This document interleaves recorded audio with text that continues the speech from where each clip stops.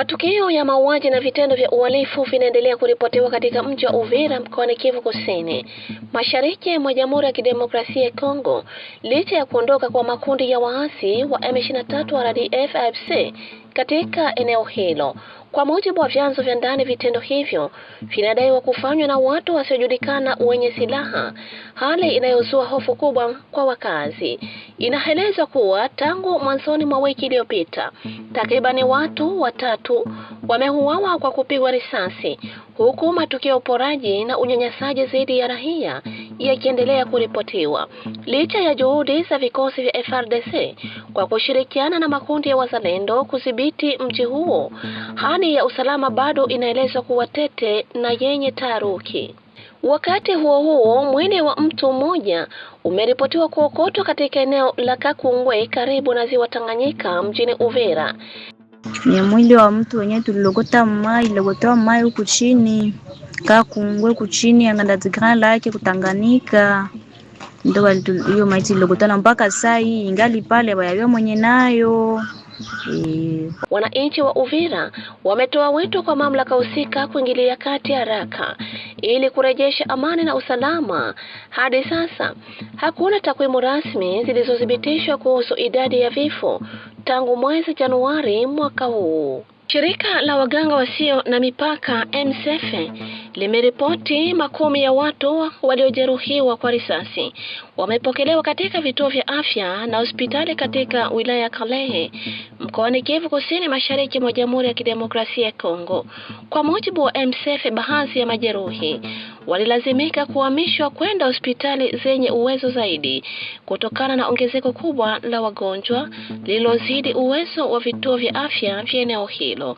Hali hiyo inatokana na mapambano kali ya M23 AFC dhidi ya vikosi vya FARDC vinavyosaidiwa na makundi ya wazalendo, hasa katika maeneo ya Minova na Numbi. Mapigano hayo yamesababisha vifo, majeruhi pamoja na wimbi jipya la wakimbizi, huko maeneo ya rahia kama Numbi, cha Mbombo, Chebumba, Chanje na Zalo yakiripotiwa kukumbwa na hatari kubwa. Katika kukabiliana na hali hiyo, MSF imeongeza msaada wake kwa kutoa huduma za matibabu, kusambaza vifaa tiba na kusaidia hospitali kama hospitali kuu ya Minova pamoja na vituo vya afya kama vile Numbi. Hata hivyo, hali ya kibinadamu inaendelea kuwa tete kutokana na uharibifu wa miundombinu ya afya na changamoto za kiusalama zinazoathiri utoaji wa misaada. Mwananchi Amuri ya Kotumba iko mkazi ya Salongo, njia ya Kikonde Sebele ya Kotumba. Mwananchi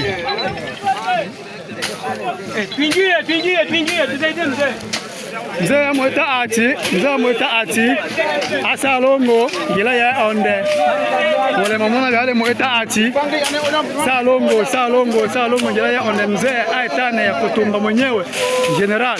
Akizungumza kwa lugha ya Kibembe, kamanda wa wazalendo Amuri William ya Kutumba amesisitiza umuhimu wa shughuli za Salongo kama njia ya kujitolea kusafisha mazingira, hususan katika barabara ndogo zinazoelekea vijijini. Ameeleza kuwa usafi wa mazingira ni jukumu la kila mwananchi, akihimiza wakazi kushiriki kikamilifu katika kazi za pamoja ili kuboresha hali ya miundombinu ya maeneo yao. Aidha, amebainisha kuwa barabara kuu ya taifa namba 5 ni jukumu la serikali ya taifa, lakini barabara ndogo za vijijini zinahitaji juhudi za pamoja kati ya wananchi na mashirika ya ndani ili kuhakikisha zinatunzwa na kuboreshwa.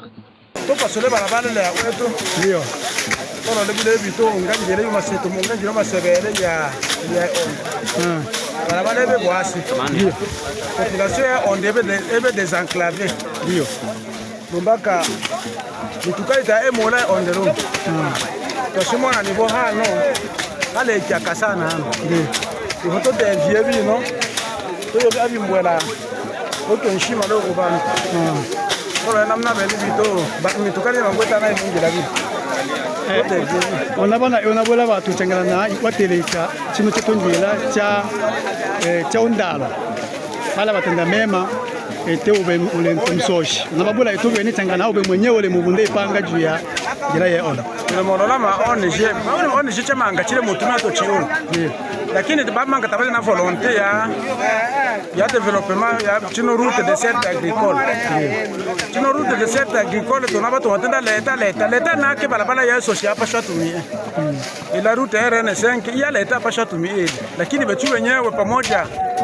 na ma organisation locale maitu yake na bon terrain na ma ONG international mange mana tukotelicha sana wati mfungula nongela mbakalwa peut-être betu tumutumia na mabo lakini kama batu bapata machine kwa mfano machine na safisha beaucoup plus yeta mabo bipawa mabo bino batu wale mochoka sana umo machine yatwa yatengeneza bile byangene zaidi yoto batu bali na bonne foi bana tu batu watelecha population kui des enclaves bene enona nieno eno tronso.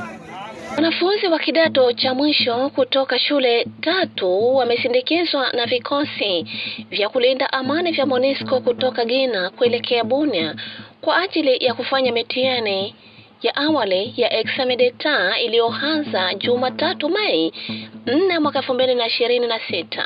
Hatua hiyo imechukuliwa kufuatia ombi la wakuu wa shule kutokana na hali ya usalama kuwa tete katika eneo la Guinea ambalo hivi karibuni lilikumbwa na mapigano makali yaliyosababisha vifo na majeruhi miongoni mwa raia.